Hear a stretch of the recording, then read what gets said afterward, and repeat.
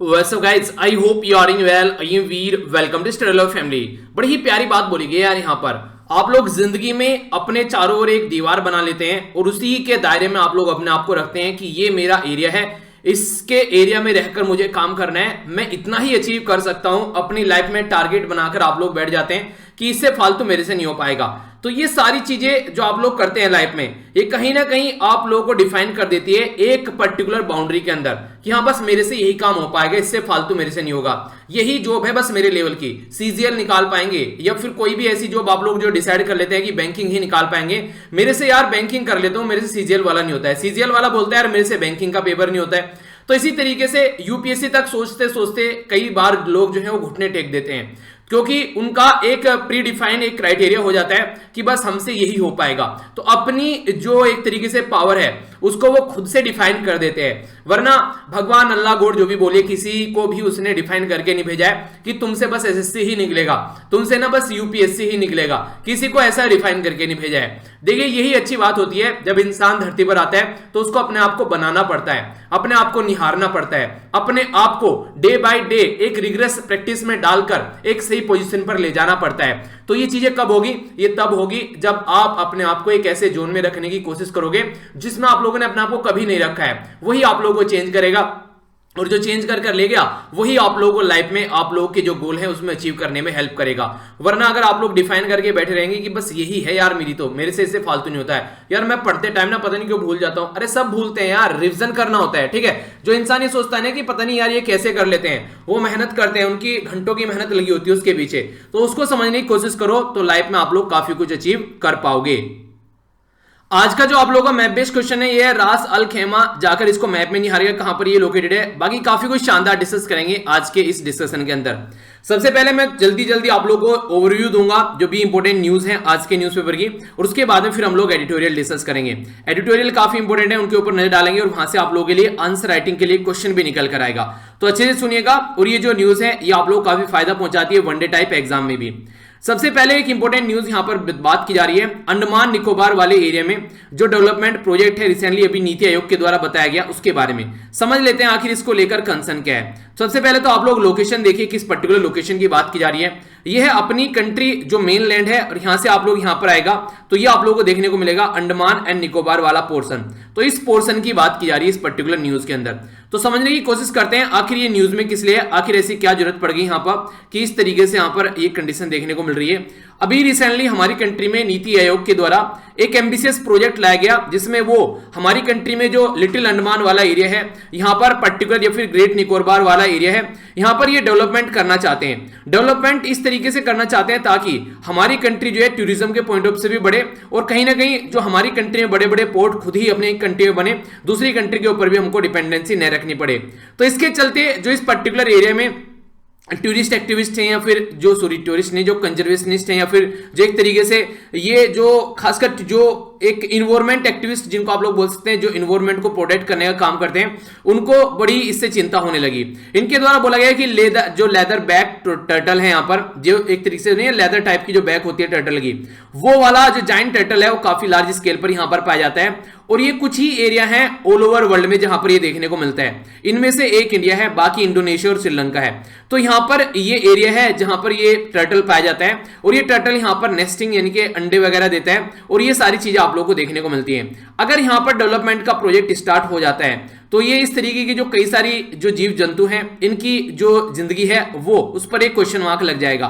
ये हमारी कंट्री में अगर आप लोग बात करिए तो शेड्यूल फर्स्ट इंडियन वाइल्ड जो लाइफ प्रोटेक्शन एक्ट 1972 का, उसके तहत भी इसको प्रोटेक्ट किया जाता है। पर लेकिन जब यहां पर डेवलपमेंट की बात की जाती है तो ये सारी चीजें भूल जाएंगी यहां पर, और इसके बाद में फिर बस कंडीशन रहेगी कि डेवलपमेंट करना है तो इन सब चीजों को साइड में रख दिया जाएगा। यहां पर बात की जा रही है कि लिटिल अंडमान जो आइलैंड है यहां पर दो, इसी के साथ में ग्रेट निकोबार आइलैंड में यहां पर मेगा डेवलपमेंट प्रोजेक्ट अनाउंस किए गए। आने वाले टाइम में अभी यहां पर काफी ह्यूज डेवलपमेंट होने वाला है। तो इसको लेकर जो भी यहां पर इन्वायरमेंटलिस्ट हैं वो काफी ज्यादा चिंता में है कि ministry of environment and forest and climate change के द्वारा जो यहां पर टर्टल एक्शन प्लान भी रिलीज किया गया था, क्या वो उसको फॉलो करके यहां पर चलेंगे या फिर किस तरीके से यहां पर डेवलपमेंट करेंगे, तो ये देखने वाली बात होगी। तो कुछ बातें हैं यहां पर, तो ये याद रखिएगा। यहां पर वाइल्ड लाइफ प्रोटेक्शन एक्ट 1972 के तहत जो शेड्यूल फर्स्ट है उसमें इनको प्रोटेक्ट भी किया गया है, जिसका नाम क्या है, ये है जायंट लेदर्ड बैक टर्टल, ठीक है।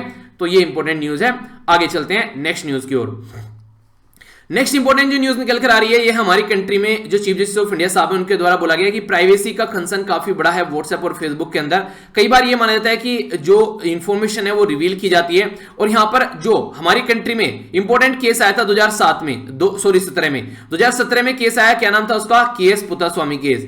केएस पुत्तास्वामी केस ने हमारी कंट्री में प्राइवेसी को फंडामेंटल राइट बना दिया, और ये जो फंडामेंटल राइट है ये पार्ट 3 में आप लोगों के लिए रखा गया है संविधान के अंदर। आर्टिकल 12 से लेकर आर्टिकल 35 तक आप लोग जाते हैं तो इसमें आर्टिकल 21 है जो कि बात करता है किसके बारे में, ये राइट टू लाइफ के बारे में। और जब भी कोई इंसान पैदा होता है तो उसकी प्राइवेसी उसके साथ में पैदा हो जाती है, तो राइट टू लाइफ यहां पर बोलता है कि प्राइवेसी जो है वो फंडामेंटल राइट की कैटेगरी में आता है। तो तब से लेकर हमारी कंट्री में ये इशू जो है बार बार निकल कर आता है, और व्हाट्सएप ने जो भी पॉलिसी चेंज करने की बात की थी तो तब से लेकर इसके ऊपर और कंसर्न दिखाया जा रहा है। तो देखते हैं क्या कंडीशन बनती है। दिल्ली में जो स्कूल है उनका रिजल्ट बोला गया है कि 98% देखने को मिल रहा है। एक तो बात है कुछ हुआ हो चाहे ना हुआ हो, पर लेकिन इस पर्टिकुलर एरिया में एजुकेशन में काफी बड़ा चेंज किया गया है, और मनीष सिसोदिया साहब जो है वो बहुत बड़ा हाथ है उनका पर्टिकुलर एजुकेशन सिस्टम को सुधारने के लिए। देखिए देश का अगर एजुकेशन सिस्टम सुधर जाएगा ना तो मुझे लगता है कि बहुत सारी प्रॉब्लम के सोल्यूशन निकल जाएंगे। इंसान पढ़े लिखे होंगे, अपने हकों के बारे में वो समझ पाएंगे, क्या उनके राइट है, क्या चीजें गवर्नमेंट उनको प्रोवाइड करा रही है, अवेयर रहेंगे, वेल इन्फॉर्म्ड सिटीजन हमारे रहेंगे, तो वो सारी चीजें काफी कुछ सुधार कर जा सकती है। तो उसके बारे में इंफॉर्मेशन काफी ज्यादा जरूरी है। तो एक अच्छा एजुकेशन सिस्टम बहुत सारी चीजें सुधार सकता है, ठीक है। तो इसके बारे में बात की जा रही है। नेक्स्ट इंडिया और चाइना के बारे में अगर बात करें तो चाइना जो है वो बात की जा रही है कि China pull back from finger 4, तो फिंगर 4 से चाइना ने पुल बैक यहां पर कर लिया है। तो ये एक इंपॉर्टेंट है यहां पर, और बोला गया था कि फिंगर 4 से लेकर और फिंगर 8 के बीच को बफर जोन बनाना है, यानी कि ना तो इंडिया और ना ही चाइना यहां पर आकर कोई भी इंटरफेयर नहीं करेगा।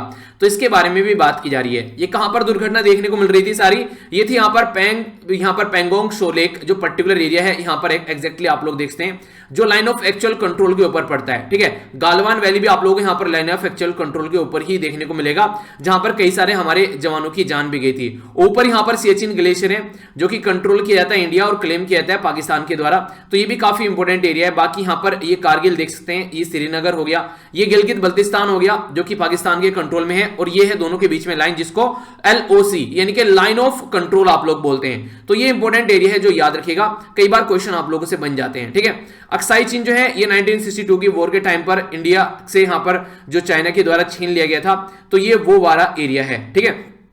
इसके बारे में हल्का सा आइडिया आप लोग रखते हैं। बाकी आगे चलते हैं। तो अभी नॉर्मल सी करने की कोशिश की जा रही है दोनों कंट्री के द्वारा, रिलेशन को देखते हैं कब तक नॉर्मल हो पाती है। अभी फिलहाल इसके बारे में ये न्यूज है, ये इंपॉर्टेंट न्यूज है जो इस वाली स्लाइड में, इसको थोड़ा सा ध्यान से सुनिएगा, क्वेश्चन भी आप लोगों के लिए यहां पर बन सकता है। बात की जा रही है यहां पर सबसे इंपॉर्टेंट, पहले ये वाली न्यूज आप लोग देखिए।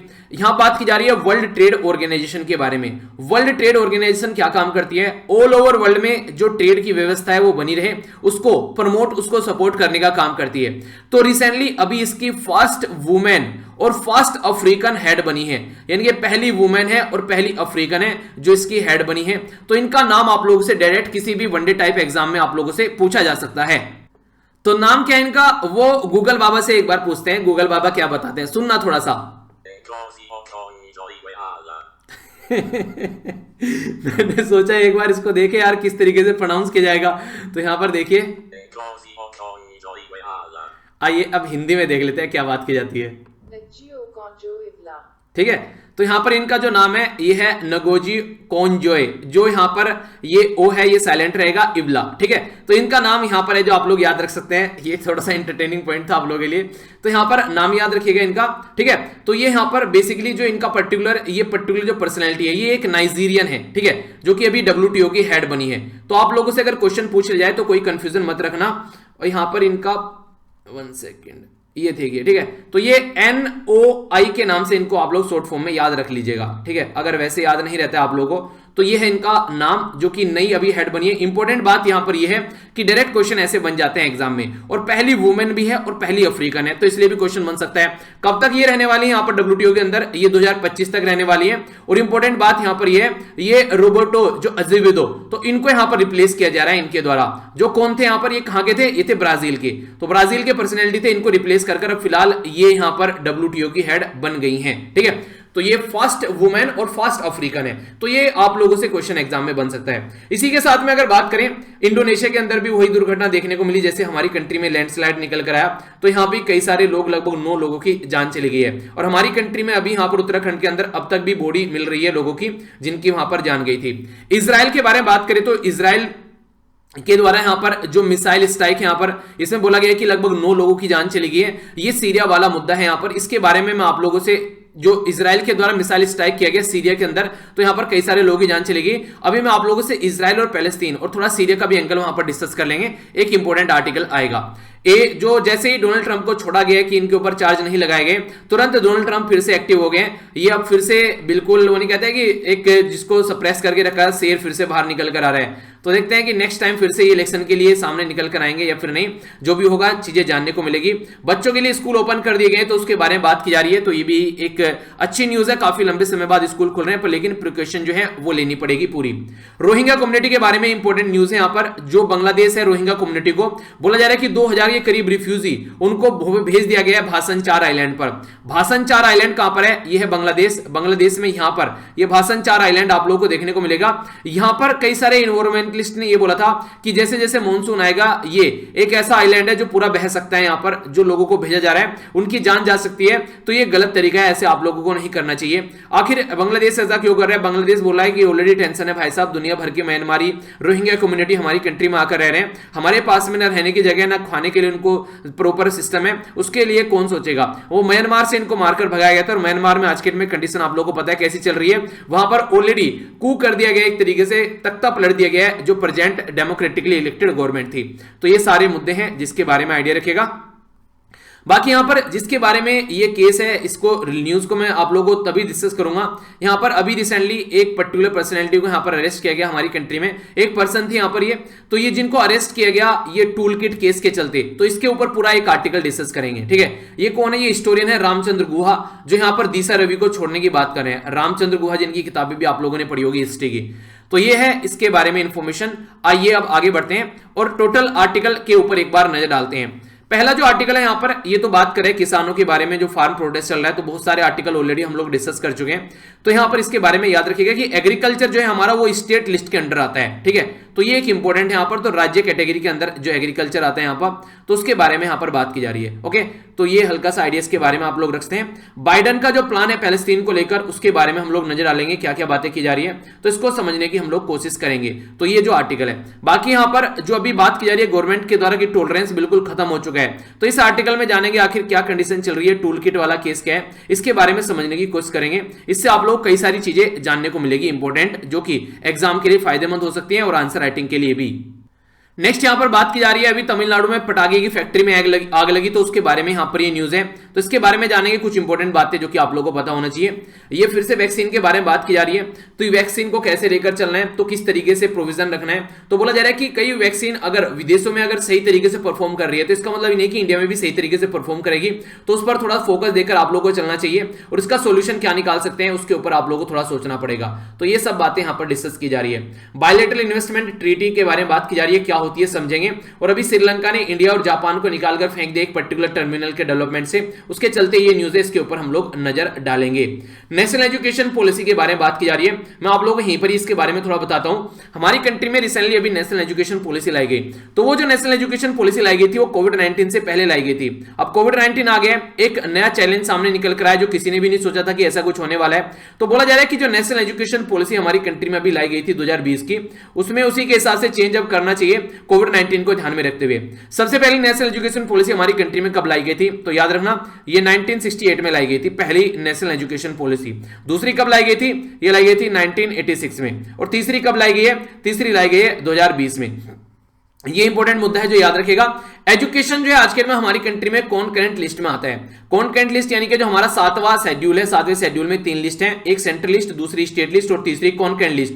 तो सेंट्रल लिस्ट में जो भी सब्जेक्ट हैं, जैसे कि अगर बात करें डिफेंस और कम्युनिकेशन, तो सेंटर उसके ऊपर लॉ बना सकता है, स्टेट लॉ नहीं बनाएगा। स्टेट लिस्ट में जैसे एग्रीकल्चर वगैरह हो गया, ठीक है, तो ये और कई सारे मुद्दे ऐसे होते हैं, तो यहां पर स्टेट लॉ बनाता है। और कॉन्करेंट लिस्ट में यहां पर बात करें, जैसे कि मैंने अभी आप लोगों से बात की एजुकेशन, ठीक है, तो यहां पर ये कॉन्करेंट लिस्ट के अंदर आ जाता है। हमारे संविधान में जब यहां पर इंदिरा गांधी जी के टाइम पर तो 42nd कॉन्स्टिट्यूशन अमेंडमेंट किया गया, तो इसके चलते 1976 में जो एजुकेशन था उसको डाल दिया गया कॉन्करेंट लिस्ट में, पहले ये स्टेट लिस्ट की कैटेगरी में आता था। ठीक है, तो ये कुछ इंपॉर्टेंट बातें हैं जो आप लोग याद रखना, जिसके चलते बोला जा रहा है कि ये जो एजुकेशन पॉलिसी अभी हमारी कंट्री में लाई गई है, क्या क्या जो अभी कोविड-19 के चलते जो प्रॉब्लम हो रखी है, तो उनको भी कुछ ना कुछ उसमें चेंज करना चाहिए और इंक्लूड करके चलना चाहिए। ये कार्टून है और ये डेटा पॉइंट है, इसको देखेंगे। कार्टून पहले आप लोग देख लीजिए। कार्टून में बात की जा रही है डीजल जो है वो रुला दे रहा है आज के डेट में जो कस्टमर को, डीजल और पेट्रोल के प्राइस जो है वो काफी हाई लेवल पर पहुंच रहे हैं। ठीक है, तो ये कार्टून दिखाने की कोशिश कर रहे हैं। आप लोग भी क्या कोई गाड़ी चलाते हैं तो आप लोगों को पता ही होगा कि किस तरीके से क्या लेवल चल रहा है। इसके ऊपर 40 से 50 शब्द आप लोग लिख सकते हैं पिक्चर को देखकर कि आप लोगों के मन में क्या विचार आया है, तो उसको आप लोग लिख सकते हैं अपने हिसाब से, जो भी आप लोगों के थॉट चल रहे हैं माइंड में डीजल और पेट्रोल का प्राइस बढ़ने की वजह से। ये जो आर्टिकल है, तमिलनाडु में अभी एक पटाखे की फैक्ट्री में आग लगी और उसमें 20 से भी ज्यादा लोगों की जान चली गई और लगभग इतने ही जो है वो इंजर्ड हो गए। और यहां पर जहां पर ये आग लगी, समझ सकते हैं कि ढांचा था यहां पर प्रॉपर और वो बिल्कुल खत्म हो गया। तो इससे आप लोग अंदाजा लगा सकते हैं कितनी भयानक इसके अंदर विस्फोट हुआ होगा और कैसी कंडीशन यहां पर देखने को मिली होगी।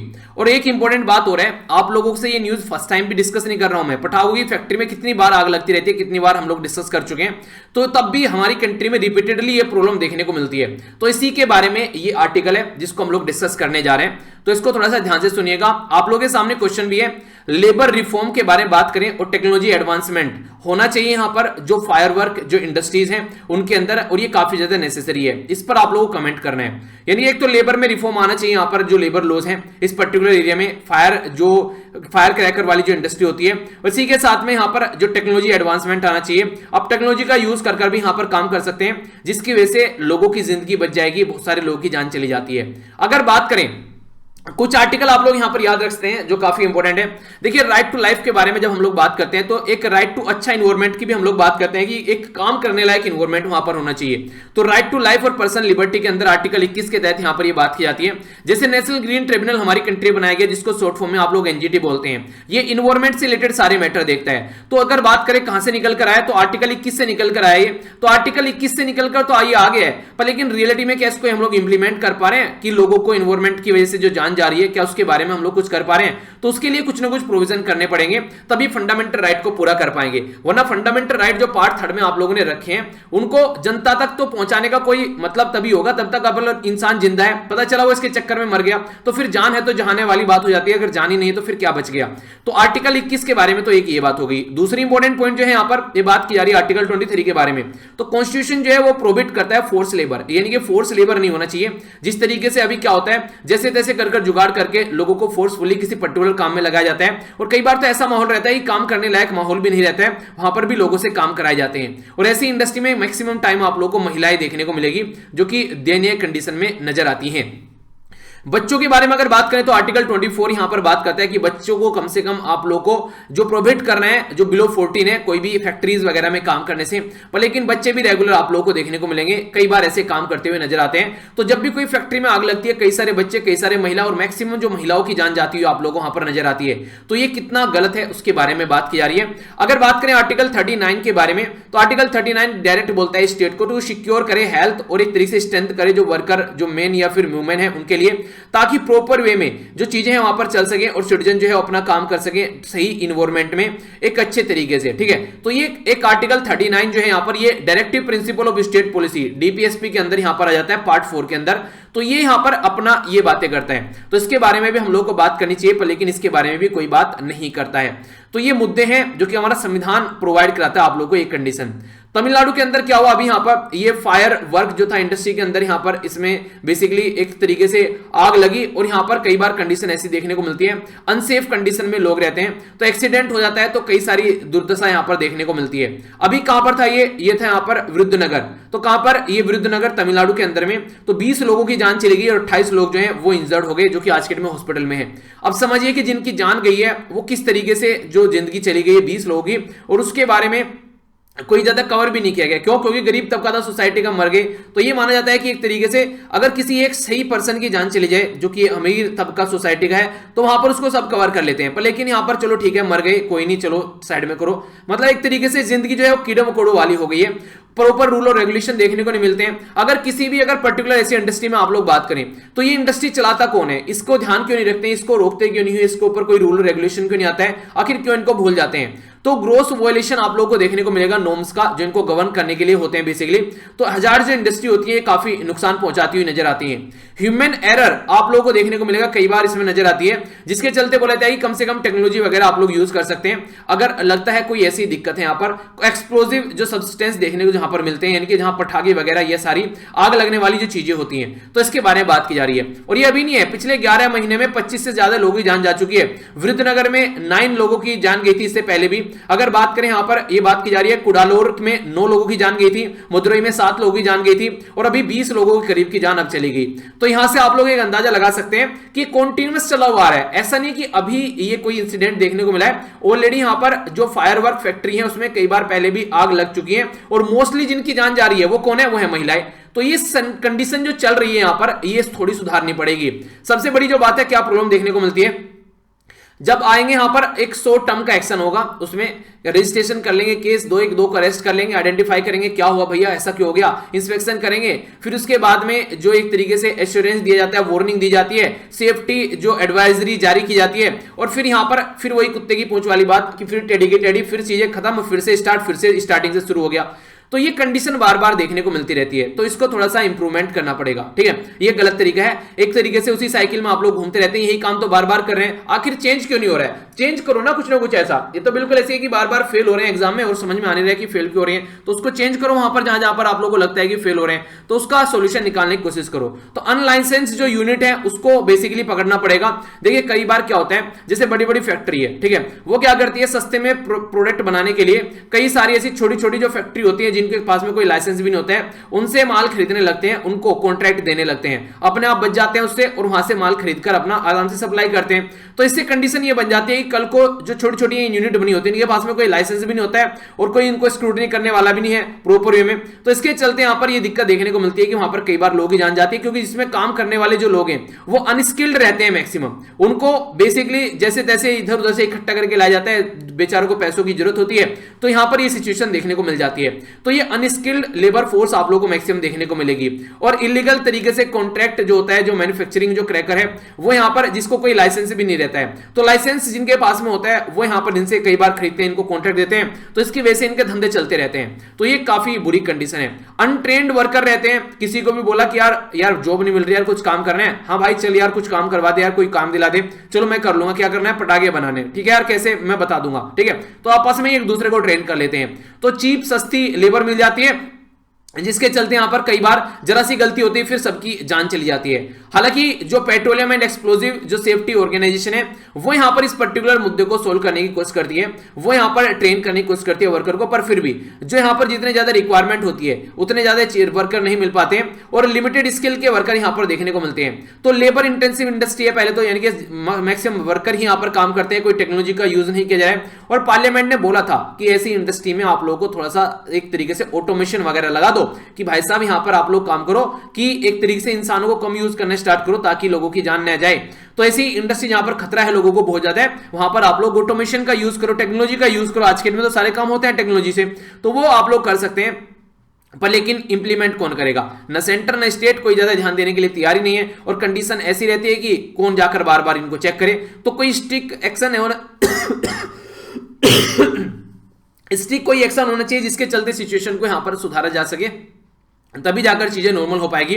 तो लेबर रिफॉर्म इसके लिए आना चाहिए, टेक्नोलॉजिकल इनोवेशन होना चाहिए, तभी जाकर जो अनसर्टेनिटी बनी हुई है काफी डेंजरस है, काफी खतरनाक है। तो इसको आप लोगों को समझना पड़ेगा, क्योंकि जब सेलिब्रेशन होता है जिसमें जो पटाखे आप लोग छुटाते हैं वो किसी की मौत के ऊपर नहीं बने होने चाहिए कि हाँ लोगों की जान गई है बनाने वालों की तो वो पटाखे बने हुए हैं। तो किसी का सेलिब्रेशन किसी की जान नहीं ले सकता, वो चीजें आप लोगों को एक बैलेंस बनाकर चलना पड़ेगा, ठीक है। तो उसके लिए रूल और रेगुलेशन लाने पड़ेंगे, तो उसी के बारे में बात की जा रही है। तो ये था कंप्लीट आर्टिकल। आई होप कि आप लोग कुछ नया इसके अंदर सीखने को मिला होगा, और बाकी जो भी क्वेश्चन आप लोगों से पूछा गया है ये आप लोग जरूर अटेम्प्ट कीजिएगा, ठीक है। ये क्वेश्चन और क्वेश्चन देखिए जब भी आप लोग अटेम्प्ट करते हैं ना, इसका मतलब ये नहीं होता जो आर्टिकल में मैंने पढ़ाया बस वही आप लोग को लिखना है, नहीं, आप लोग एक पूरा एक अच्छा आंसर लिख सकते हैं जो भी आप लोग को उस पर्टिकुलर टॉपिक के बारे में है, कंसाइज फॉर्म में 100 से 200 से 250 शब्द में जितना भी आप लोगों को सुटेबल लगे, पर आंसर राइटिंग जरूर कीजिए, ये काफी ज्यादा इंपॉर्टेंट पोर्सन है। अगर इसको छोड़ दोगे पीछे तो कई सारी चीजें पीछे छूट जाएंगी, तो इसको आप लोग को बिल्कुल भी कोताही में नहीं लेना है, ठीक है। तो सीरियस होकर आप लोगों को इसको आगे लेकर चलना है, ओके।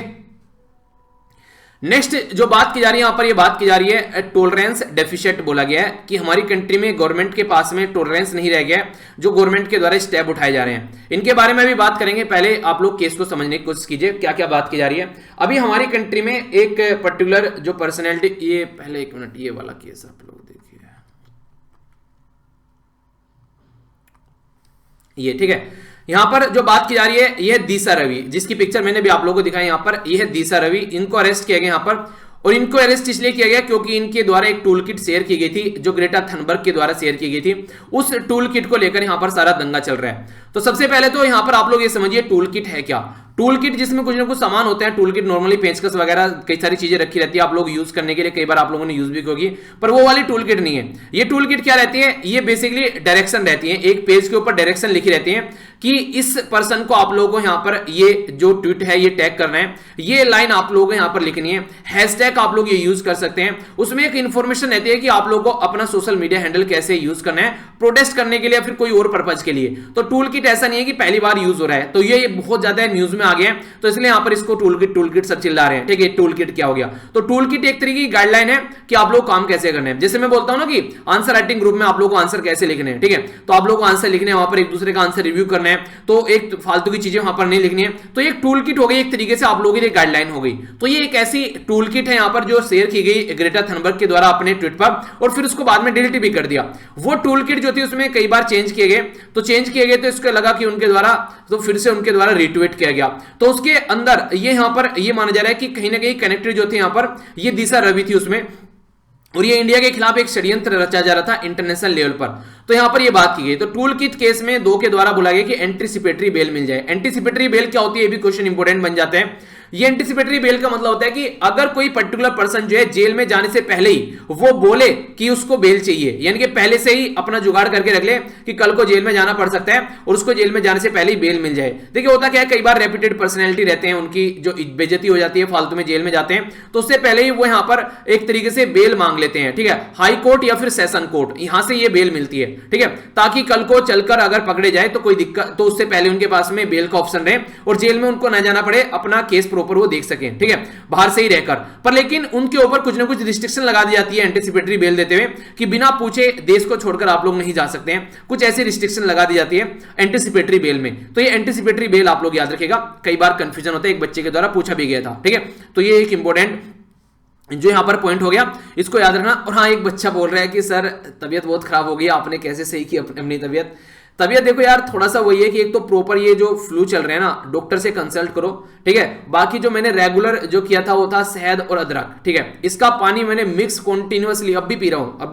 अभी मेरे पास में बोतल रखी हुई है, मैं इसी तरीके से पानी पी रहा हूं। ये काफी अच्छा रहेगा क्योंकि खांसी नजला जो होने के बाद में फिर ये फीवर में कन्वर्ट हो रहा है। ये बड़ा ही एक नॉर्मल फिनोमिनन आप लोगों को देखने को मिलेगा, ये ऐसा ही पैटर्न चल रहा है। तो तबियत का बहुत ज्यादा ध्यान रखिए, मौसम चेंज हो रहा है तो बहुत सारी प्रॉब्लम आप लोगों को देखने को मिल सकती है, और एग्जाम आप लोगों के पास में आ रहे हैं, तो इसलिए जरा से भी लापरवाही नहीं होनी चाहिए। तुरंत डॉक्टर के पास जाओ, अपना चेकअप वेकअप कराओ, ताकि प्रॉब्लम न आगे बढ़े, ठीक है। इग्नोर करना काफी ज्यादा खतरनाक हो सकता है। हालांकि मैंने इग्नोर नहीं किया, मैं डॉक्टर के पास गया, पर लेकिन डॉक्टर भी लंबे समय तक टिकाए रखा, ठीक चीजें आराम से हुई। और खाने पीने का ध्यान काफी अच्छे से रखो, खिचड़ी वगैरह आप लोग खा सकते हैं, दाल वगैरह मिक्स करके खाना पीना यार बहुत बड़ा इंपॉर्टेंट रोल प्ले करता है। तो ये चीजें थोड़ी सी हैं, पानी जितना ज्यादा पी सको, और निवाया गुनगुना पानी पीना है, ठीक है, ये जरूर याद रखना, निवाया गुनगुना पानी, ये काफी इंपॉर्टेंट है, बहुत सारी जो प्रॉब्लम है आप लोगों की ठीक कर देता है, ठीक है। तो ये थी कुछ बातें हेल्थ से रिलेटेड। आइए अब आगे चलते हैं, डॉक्टर बन जाते हैं कभी कभी, ठीक है। आगे चलते हैं यहाँ पर। तो ये बात की जा रही है किसके बारे में, ये बात की जा रही है अभी रिसेंटली जो कंडीशन देखने को मिली, दिशा रवि को अरेस्ट किया गया।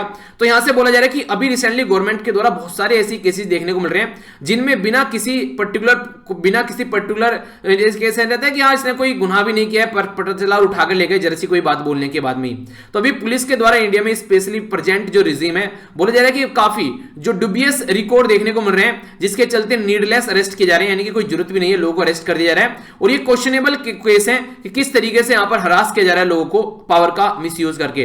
दिल्ली पुलिस यहां पर 22 साल की इस लड़की को जो क्लाइमेट एक्टिविस्ट थी, इसको उठाकर ले गई, कहां से, बेंगलुरु से, ठीक है।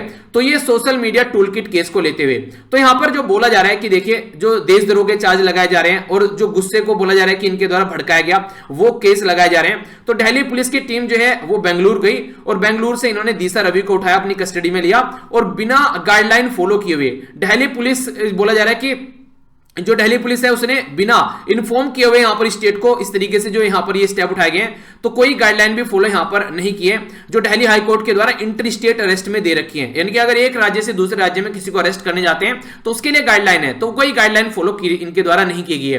तो यहां पर जो यहां पर मिस रवि है, इनके बारे में अगर बात की जाए तो यहां पर जो ड्यूटी है दो तो हालांकि फॉलो की गई कि इनको प्रेजेंट किया गया मजिस्ट्रेट के सामने विद इन 24 आवर, ठीक है, वो एक अलग बात है। पर लेकिन अगर बात की जाए जो दिल्ली पुलिस के द्वारा जो इन्फॉर्म करना था लोकल पुलिस को, शायद वो भी इन्फॉर्म यहां पर नहीं किया गया है। ओके, बात करते हैं टूल किट के बारे में, बात आएगी यहां पर। इनके ऊपर चार्ज लगाया गया कि जो गूगल डॉक्यूमेंट है जो शेयर किया गया है इनके द्वारा एक्टिविस्ट जो ग्रेटा थनबर्ग के द्वारा भी शेयर किया गया था, तो वो जो टूल किट है उससे ये कनेक्टेड है। और वो जो टूल किट तैयार की गई है वो प्रो खालिस्तानी जो मूवमेंट है उनके द्वारा तैयार की गई है। खालिस्तानी क्या है, बेसिकली हमारी कंट्री में जो पंजाब वाला रीजन है उसमें से निकाल के और पाकिस्तान का कुछ पोर्शन निकाल के एक खालिस्तान कंट्री बनाने की बात करते हैं अलग से, ठीक है। तो उसको बोला जा रहा है कि उससे कनेक्टेड है और ये देशद्रोह का चार्ज है। तो इनके ऊपर इस तरीके से चार्ज लगाए जा रहे हैं कि सेपरेटिस्ट टेंडेंसी यहां पर लोगों के अंदर फैलाई जा रही थी इनके द्वारा। तो कहीं ना कहीं एक तरीके से ये सारे आरोप लगाकर इनको उठाकर दिल्ली पुलिस जो है बेंगलुरु से ले आई। अब बात की जा रही है टूल किट के बारे में। टूल किट देखिए एक तरीके से जो ऑनलाइन अगर कोई प्रोटेस्ट कर रहा है, मान लीजिए आप लोगों को बोलो कि यार गवर्नमेंट जॉब नहीं निकाल रही है, चलो ऑनलाइन प्रोटेस्ट करते हैं। जैसे ट्विटर पर कई सारे प्रोटेस्ट चलाए गए, तो उसमें भी तो कोई ना कोई गाइडलाइन रहती है ना कि 11 बजे आ जाना, सारे मिलकर प्रोटेस्ट करेंगे, हैशटैग ये है, इस हैशटैग को रखना, सब प्रोटेस्ट करेंगे। तो वही गाइडलाइन यहां पर इन टूल किट के अंदर होती है। तो वो भी एक तरीका टूल किट ही है कि मैं बोलूं कल को आप लोगों को प्रोटेस्ट करना है, तो वो भी एक तरीका टूल किट ही है। तो राइटर ये बोल रहे हैं कि यार ये तो नॉर्मल है, अगर कोई भी प्रोटेस्ट ऑर्गेनाइज कराया जाएगा तो प्रोटेस्ट के लिए सबको बुलाया जाएगा, नॉर्मल सी बात है। टेक्स्ट डिसाइड करेंगे क्या ट्वीट करना है, क्या हैशटैग रखना है, जब तो वो प्रोटेस्ट होगा तभी तो आगे बढ़ेगा वो प्रोटेस्ट। और किसी ने किसी ऑथोरिटी को टैग करना पड़ेगा जो सुन नहीं रही है उसको सुनाने के लिए, या पब्लिक फंक्शनरी को। तो वही चीजें इसके अंदर देखने को मिल रही है। तो इसमें ऐसा गलत क्या हो गया कि इस तरीके से देशद्रोह के चार्ज लगाए जा रहे हैं। तो ये बिल्कुल जल्दबाजी में ऐसे स्टेप उठाए जा रहे हैं और कहीं ना कहीं एक इशू जो है वो बनाने की कोशिश की जा रही है। कोई ऐसा इशू था नहीं जैसा इशू क्रिएट करने की कोशिश की जा रही है। ये दिखाने की कोशिश की जा रही है कि बहुत बड़ा कुछ और ड्रामा चल रहा है, जबकि कुछ ऐसा है नहीं है। और फार्मर का जो मुद्दा है उससे मन भटकाने की कोशिश की जा रही है गवर्नमेंट के द्वारा, ऐसा यहां पर राइटर बोल रहे हैं, ठीक है। तो अगर बात करें अगर तो इसके साथ में जो बेसिकली जो इंपॉर्टेंट पॉइंट यहां पर ये है कि जो अभी रिसेंटली यहां पर जो 26 जनवरी के टाइम पर आप लोगों को यहां पर ये एक वॉयलेशन देखने को मिला, तो उसमें भी कई सारी पॉलिटिकल पार्टी जो है एक दूसरे के ऊपर ब्लेम गेम लगा रही है कि वो एक सोची समझी साजिश के थ्रू यहां पर एक काम किया गया। क्योंकि रिसेंटली अभी बहुत सारे जो एक्टिविस्ट हैं जो प्रोटेस्ट करने वाले हैं, जो मीडिया हाउसेज हैं, इवन पॉलिटिशियन को भी जो यहां पर पकड़ा गया 26 जनवरी को जो यहां पर वॉयलेशन हुआ उसको ध्यान में रखते हुए। तो इसके चलते ग्लोबल लेवल पर बोला जा रहा है कि कंस्पिरेसी चल रही है हमारी कंट्री के खिलाफ। पर लेकिन रियलिटी में अगर देखा जाए तो गवर्नमेंट, ये बोला जा रहा है कि गवर्नमेंट ही एक इतना ज्यादा एक्साइटेड है इस चीज को लेकर कि जब यहां पर रिहाना के द्वारा कमेंट किया गया एकदम, तो गवर्नमेंट पूरी एकदम एक्टिव हो गई। इग्नोर किया जा सकता था उस जो ट्वीट को, ऐसा भी राइटर बोल रहे थे कि इग्नोर कर सकते थे आप लोग उसको। आप लोगों का क्या मानना है कि ये चीजों को इग्नोर करना चाहिए या फिर इग्नोर नहीं करना चाहिए? आप लोग इसके बारे में क्या राय है, ठीक है। बेसिकली पूरा मुद्दा अगर एग्जाम में आप लोगों को लिखना है तो एग्जाम में आप लोगों को बिल्कुल न्यूट्रल रहकर लिखना है, ठीक है। गवर्नमेंट के खिलाफ में आप लोगों को नहीं जाना है, वहां पे आप लोगों को ये दिखना है कि हाँ ये चीजें गलत हो रही हैं, सोसाइटी में रूल लॉ एंड ऑर्डर बनाकर रखना चाहिए ताकि एक सारी चीजें आराम से चलती रहे। प्रोटेस्ट का हक है पर लेकिन पीसफुल प्रोटेस्ट होना चाहिए, बिना हथियार के, बिना कोई इस तरीके से लोगों में एक गुस्सा भड़काए हुए। तो वो सारी बातें आप लोगों को वहां पर बेसिकली फॉलो करनी है, ठीक है। तो ये है इसके बारे में जो कि, तो देखते हैं क्या कंडीशन है। जैसे जैसे दिन बढ़ रहे हैं तैसे तैसे कंडीशन जो है वो और ज्यादा ग्रेव होती जा रही है। तो क्या इसका सोल्यूशन निकलेगा तो वो आगे आने वाले टाइम में देखने को मिलेगा। ओके, ये वाला जो आर्टिकल है ये जो बाइडेन के बारे में है। जो बाइडेन यूएसए का भी 46वें प्रेसिडेंट बनकर आए हैं। जो बाइडेन से पहले कौन थे? ये थे डोनाल्ड ट्रंप साहब। उनसे पहले कौन थे? बराक ओबामा थे। तो बराक ओबामा जब थे उन्होंने बोला था कि जो पैलेस्तीन वाला मुद्दा है, पैलेस्तीन और इजराइल के बीच में जो मुद्दा चल रहा है उसको इन्होंने 2 नेशन सॉल्यूशन की बात की थी। 2 नेशन सॉल्यूशन यानी कि एक तरीके से जो पैलेस्तीन है उसको भी एक कंट्री बना दिया जाए जो मुस्लिम डोमिनेटेड एरिया है, और ज्यूस जो इजराइल डोमिनेटेड एरिया है उसको आप लोग अलग कंट्री बना दें। तो 2 कंट्री को लेकर चलना है। 1946 तक कोई भी यहां पर इजराइल नाम की कंट्री नहीं थी। 1947 में काफी ज्यादा ज्यूस आप लोग को देखने को मिले और 1948 में इजराइल नाम की कंट्री क्रिएट हो गई। और आज की डेट में अगर आप लोग देखिएगा तो बहुत सारी ऐसी जो यहां पर एरिया है जो आज की डेट में कंप्लीटली इजराइल के कंट्रोल में है और पैलेस्तीन का अस्तित्व खत्म होता हुआ जा रहा है। पैलेस्तीन 2 पार्ट में डिवाइड हो गया, एक को वेस्ट बैंक बोलते हैं और दूसरे को गाजा स्ट्रिप। तो वेस्ट बैंक है ये फतेह के द्वारा कंट्रोल किया जाता है जो कि मॉडरेट टाइप के लोग हैं, और यहां पर ये एक्सट्रीमिस्ट टाइप के लोग हैं जो कि गाजा स्ट्रिप को कंट्रोल करते हैं। अगर बात करें जेरूसलम, दोनों के बीच में डिस्प्यूटेड एरिया है और डोनाल्ड ट्रंप के द्वारा बोला गया जेरूसलम को कैपिटल बना लो। डोनाल्ड ट्रंप बोलते थे कि डोनाल्ड ट्रंप ने टू नेशन जो थ्योरी है, ठीक है, उसको ढंग से सपोर्ट किया ही नहीं है। पर लेकिन अब प्रेसिडेंट आ गए हैं जो बाइडन, ये टू नेशन थ्योरी को सपोर्ट करें। हमारी कंट्री की जो एम्बेसी है वो है तल अवीव में, ठीक है, इजराइल में, जेरूसलम में नहीं है, तल अवीव में है, ये याद रखना। तो ये पर्टिकुलर जो मुद्दा है अब ये है कि टू नेशन की जो थ्योरी है तो उसको इंप्लीमेंट करने की बात की जा रही है। जैसे हमारी कंट्री बोलता है ना कि एक पाकिस्तान बन गया और एक इंडिया बन गया, तो टू नेशन की थ्योरी की हिंदू के लिए इंडिया हो गया और मुस्लिम के लिए पाकिस्तान। हालांकि वो सेट बैठती नहीं है, क्योंकि हमारी कंट्री में आज के डेट में लगभग इतनी ही मुस्लिम कम्युनिटी के हमारे भाई बहन है जितने पाकिस्तान के अंदर में है, तो वो चीजें यहां पर इंप्लीमेंट नहीं हुई, ठीक है, वो एक अलग बात है। पर लेकिन टू नेशन सॉल्यूशन यहां पर मोहम्मद अली जिन्ना साहब के द्वारा भी सपोर्ट किया गया था। तो इस तरीके से यहां पर इसके बारे में बात कर रहे हैं कि जो बाइडेन अब इसको फॉलो करके चल सकते हैं। तो इजराइल जो बार बार यहां पर कई बार अटैक करता है इसके ऊपर, या फिर जो कंडीशन यहां पर देखने को मिलती है, तो उसको किस तरीके से शांति में बनाकर रखना है वो सोचना पड़ेगा, ताकि एक माहौल ऐसा बनाया जा सके, एक प्रेशर क्रिएट किया जा सके कि बिना लोगों निहत्थे लोगों की इस तरीके से जान नहीं जानी चाहिए, जो कंडीशन यहां पर बार बार देखने को मिलती है। तो एक नॉर्मल माहौल बनाकर आप लोगों को रखना पड़ेगा, ठीक है। नेक्स्ट जो इंपोर्टेंट जो है यहां पर ये बात की जा रही है इंडिया की इन्वेस्टमेंट एंड जो बायलैटरल इन्वेस्टमेंट ट्रीटी के बारे में। तो श्रीलंका को पुल आउट करना पड़ा अभी यहां पर, जो श्रीलंका से द्वारा पुल आउट कर लिया गया अभी हमारी कंट्री से और जापान से, जो ईस्ट कंटेनर टर्मिनल था, तो उसके बारे में बात की जा रही है। तो राइटर थोड़ा सा अलग एंगल बता रहे हैं। राइटर यहां पर ये कह रहे हैं कि सारे बुद्धिजीवी जो हैं वो लगे हुए हैं एक्सप्रेस करने में कि इंडिया और श्रीलंका के रिलेशन में क्या प्रॉब्लम चल रही है, ये हो रहा है वो हो रहा है। कह रहे हैं ये छोड़ो और बायलैटरल इन्वेस्टमेंट ट्रीटी पर फोकस करो और इसको सही करो तो सॉल्यूशन निकल जाएंगे। तो श्रीलंका ने जब से यहां पर अपने हाथ खींचे इस पर्टिकुलर प्रोजेक्ट से, तब से इंडिया और श्रीलंका के रिलेशन पर एक क्वेश्चन मार्क लगाया जा रहा है सबके द्वारा कि ये किस डायरेक्शन में रिलेशन चल रहे हैं। इंडिया और श्रीलंका के बीच में वो जो बायलैटरल इन्वेस्टमेंट ट्रीटी है उसको लेकर चलना पड़ेगा और वही इंटरनेशनल लॉ और गवर्निंग जो फॉरेन इन्वेस्टमेंट जो होता है उसके रिलेटेड जो ट्रीटी है वही सॉल्यूशन यहां पर निकालेगी। तो इसको समझ लेते हैं।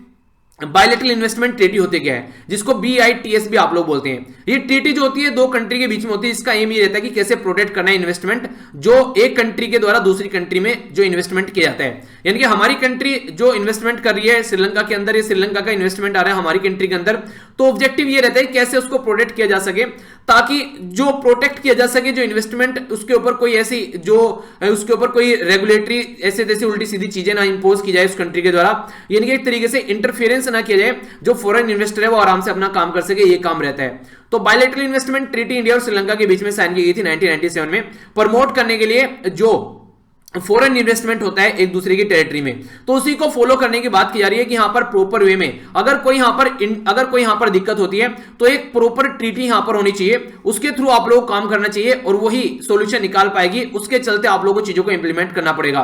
तो बात यह की जा रही है कि अगर बात करें यहां पर जो कैरेक्टर एक तरीके से कैरेक्टरिस्टिक रहती है बायलैटरल इन्वेस्टमेंट ट्रीटी के बारे में आप लोग बात करते हैं, तो वो सॉल्यूशन निकाल सकती है। उसके थ्रू आप लोग को चीजों को रेगुलेट करके चलना है, तो उसके थ्रू आप लोग काम करिए। तो इसके चलते जो इंटरनेशनल जो ट्रिब्यूनल है वो भी यहां पर उससे जाने से पहले आप लोग अपने आप ही काम करिए और इंटर स्टेट जो डिस्प्यूट सेटलमेंट जो मैकेनिज्म है उसको फॉलो करने की बात यहां पर की जाती है, ठीक है।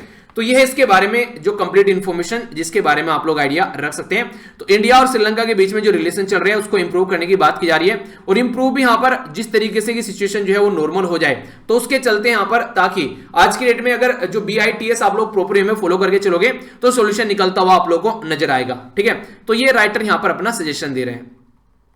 क्वेश्चन है यहां पर जो मैंने आप लोगों से पूछा था, इस क्वेश्चन को देख लेते हैं जो आप लोगों से बन सकता है, खासकर ईरान वाले रीजन की बात की जा रही है।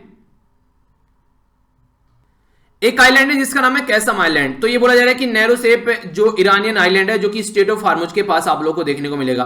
ये स्मॉलेस्ट आइलैंड है ईरान का। कौन सी स्टेटमेंट करेक्ट है? ए में बोला गया 1, बी में बोला गया 2, सी में बोला गया बोथ, डी में बोला गया नाइदर 1 नो 2। सही आंसर आप लोगों को बताना है A B C F D। तो सही आंसर बताइए, उसके बाद में आंसर देखा कीजिए। देखिए उससे क्या होगा, लंबे समय तक आप लोग उसको याद भी एग्जाम में रख पाएंगे। अगर सही हो गया तो अच्छी बात है, इसका मतलब आप लोगों को पता है। अगर गलत हो गया तो यहीं पर ही गलत होगा, फिर एग्जाम में आप लोगों को गलत नहीं होगा। तो इसलिए यहीं पर ही अटेम्प्ट कर लीजिए, ठीक है। तो आंसर क्या है? आंसर ए हो गया, यानी कि फर्स्ट स्टेटमेंट सही है कि ये इसका आइलैंड है, लेकिन सेकंड स्टेटमेंट गलत है। ये लार्जेस्ट आइलैंड है और यहां पर क्या बोला गया है? यहां पर बोला गया स्मॉलेस्ट आइलैंड, ठीक है।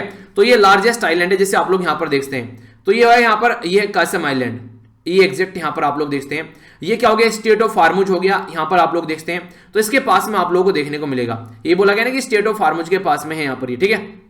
तो ये आप लोग एग्जैक्ट लोकेशन इसकी देख सकते हैं। और यहां पर ये है यहां पर बंदर अब्बास, ठीक है। तो ये पर्टिकुलर पोर्ट है यहां पर ईरान का, ठीक है। इसी के पास में आप लोग यहां पर देखते हैं ये है चाहबार पोर्ट, जो कि इंडिया के द्वारा डेवलप किया जाता है, ठीक है। तो ये याद रखिएगा, ये इसी के चलते ये न्यूज में रहता है कई बार, इसके जो पर्टिकुलर चाबार पोर्ट हमारी कंट्री के द्वारा डेवलप किया जाता है, ठीक है। तो इसके बारे में इंफॉर्मेशन है। बाकी एक डेटा पॉइंट आप लोग का और रह गया, ये डेटा पॉइंट आप लोग देख लीजिए। बात की जा रही है ओवर 3 लाख के करीब जो यहां पर कंप्लेंट है वो against the RBI banking ombudsman देखने को मिली 2020 में। यानी कि एक तरीके से अगर बात करें तो ये 2019 से भी 50% ज्यादा थी जो कि ओम्बुड्समैन के पास में कंप्लेन आई, जो यहां पर एक तरीके से कंडीशन चल रही है किस तरीके से जो बैंकिंग व्यवस्था है उसको सुधारने की बात की जा रही है। टोटल जो कंप्लेन है यहाँ पर ये आप लोगों को देखने को मिल रही है, बढ़ती जा रही है, जो भी यहाँ पर ओम्बुड्समैन के अंदर आती है। ओम्बुड्समैन जिसे लोकपाल आप लोगों नहीं बोलते हैं, तो आरबीआई का लोकपाल बोल सकते हैं आप लोग इसको। तो इसके अंदर जो कंप्लेन जा रही है उसके बारे में बात की जा रही है। कंप्लेन का शेयर जो है यहाँ पर ये आप लोग देखते हैं एग्जैक्ट आरबीआई एसबीआई से कितनी निकल कर आ रही है, नेशनलाइज बैंक से, और जो पीवीबी है यानी कि जो प्राइवेट बैंक है उनसे कितनी यहाँ पर निकल कर आ रही है। डिजिटल रिस्क आप लोगों को देखने को मिलता है, ठीक है। एटीएम कार्ड से रिलेटेड कई बार कंप्लेन आप लोगों को देखने को मिलेगी। फेलियर प्रैक्टिस कई बार यहां पर निकल कर आती है। इलेक्ट्रॉनिक बैंकिंग से रिलेटेड भी कई बार इश्यू आप लोगों को देखने को मिलेंगे, ठीक है। तो जो कमिटमेंट किए जाते हैं वो आप लोगों को देखने को मिले। तो बैंकिंग सिस्टम में क्या क्या प्रॉब्लम चल रही है, तो इसमें Kotak Mahindra, Axis, HDFC, SBI, ICIC, PNB, bank of Baroda, ये काफी लार्ज स्केल पर आप लोगों को देखने को मिलेंगे जो कि इन सब चीजों में इन्वॉल्व नजर आ रहे हैं, ठीक है। तो कई सारी प्रॉब्लम चल रही है, तो इनका सोल्यूशन निकालना चाहिए बैंकिंग सिस्टम के अंदर, ऐसा आप लोग बोल सकते हैं। तो ये था टोटल आज का डिस्कशन। मैं आशा करता हूं कि आप लोगों ने एंजॉय किया होगा। यहां से जाकर पीडीएफ डाउनलोड कर लेना अगर लग रहा है कि लेक्चर की पीडीएफ चाहिए। बाकी मेरे साथ यहां पर भी आप लोग कनेक्ट हो सकते हैं। नेक्स्ट लेक्चर में मिलता हूं। बड़ों को नमस्ते, छोटों को प्यार, छोटी सी लाइफ एंजॉय करो यार। तब तक के लिए जय हिंद।